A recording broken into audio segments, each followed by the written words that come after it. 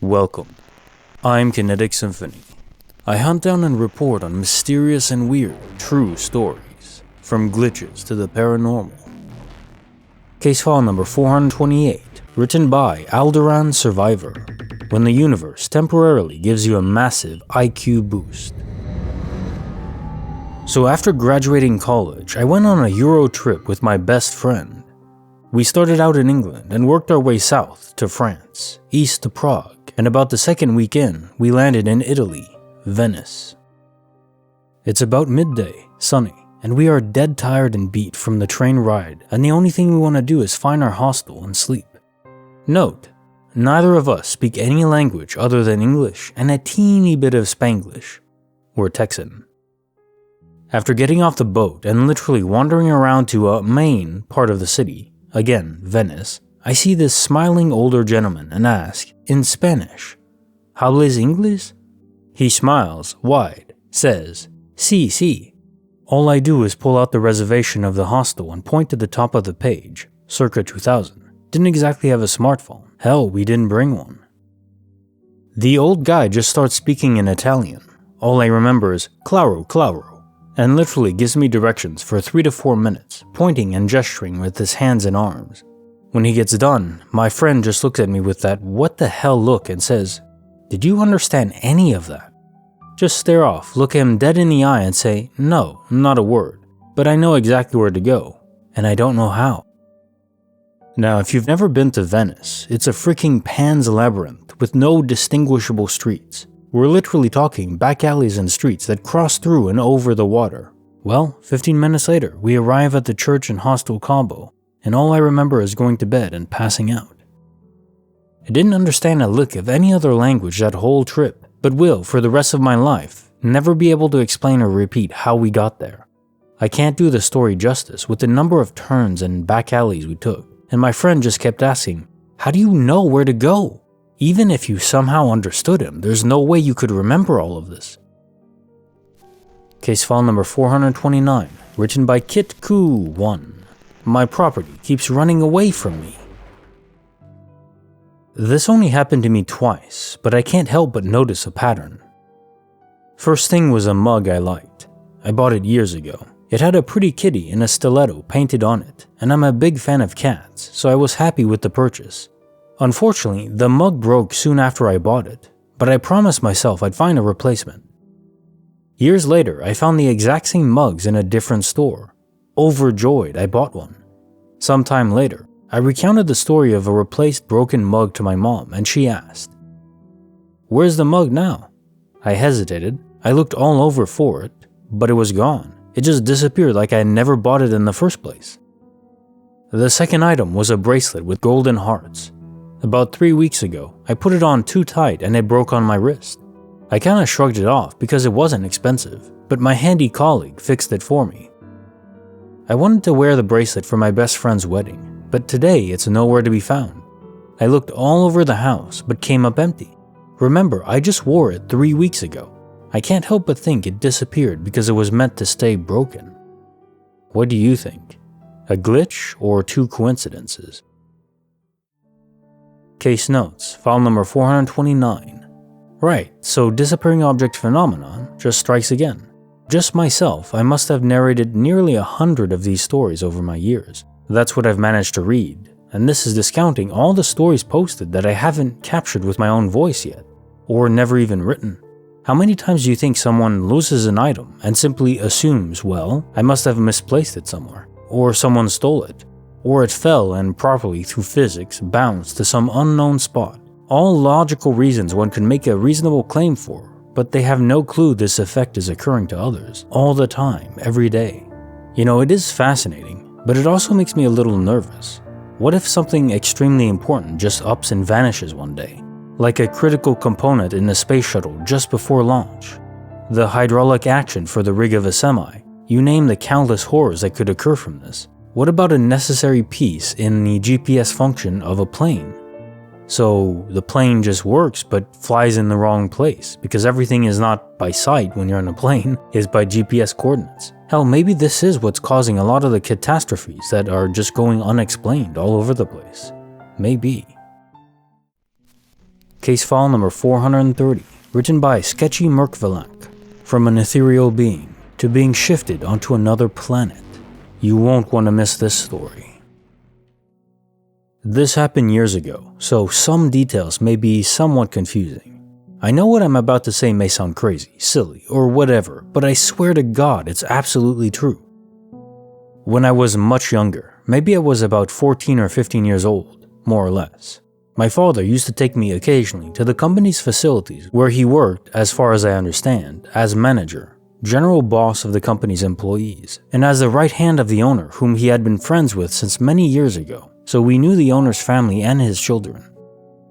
On some of the occasions that I went to the company, it coincided with the fact that the owner also brought there some of his sons, who I got along with very well, specifically a son whom I'll call RC.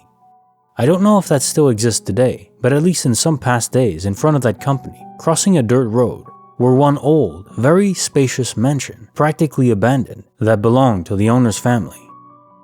I remember that the mansion was of 3 levels, had space of pool without water, many bedrooms for both guests and servants, still had windows, floors of what appeared to be checkered marble, rotten wooden doors, mirrors in the bathrooms and some rooms.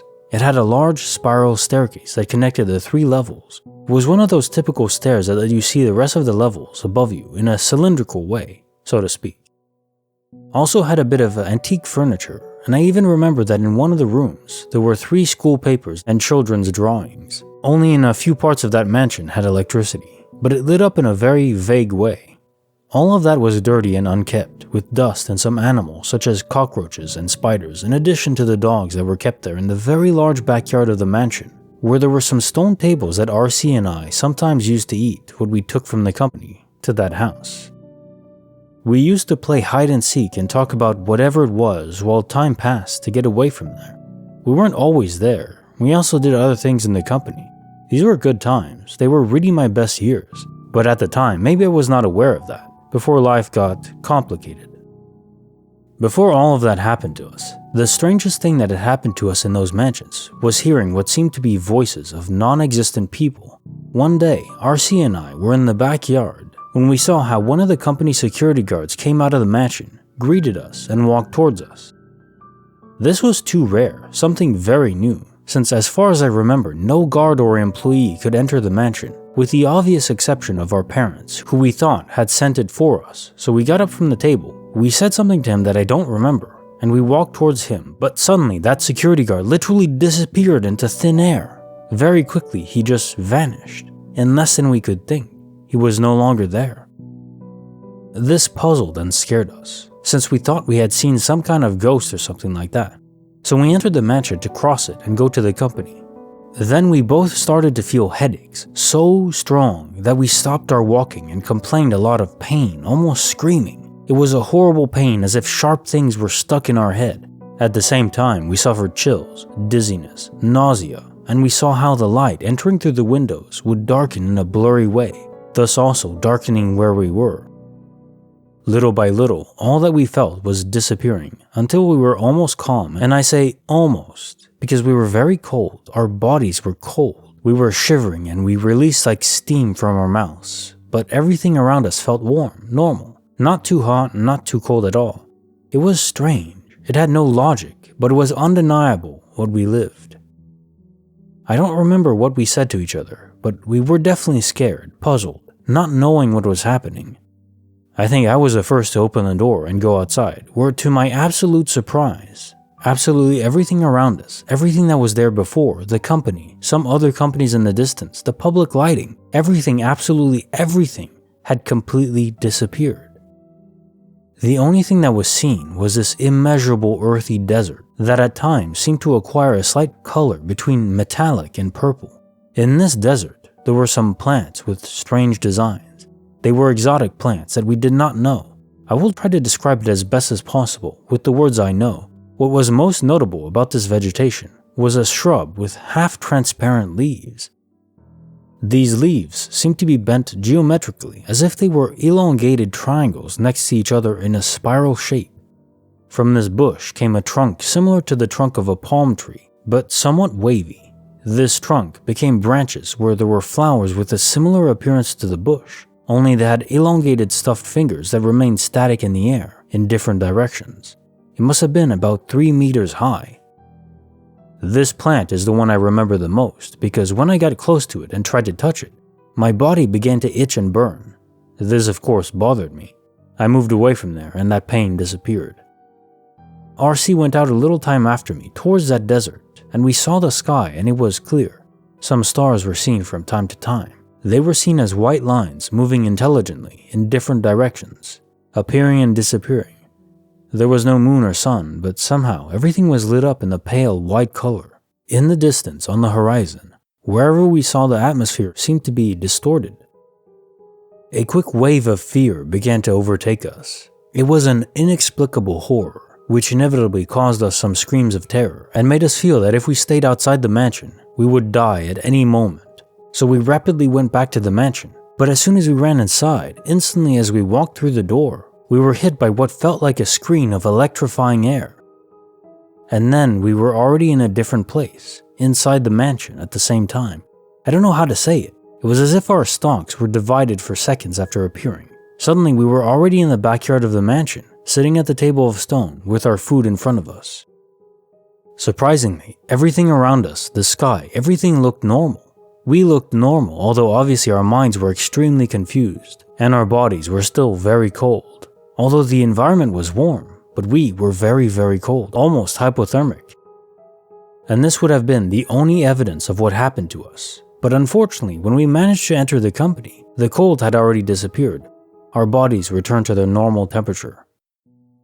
Obviously, our parents did not believe us, and nobody did.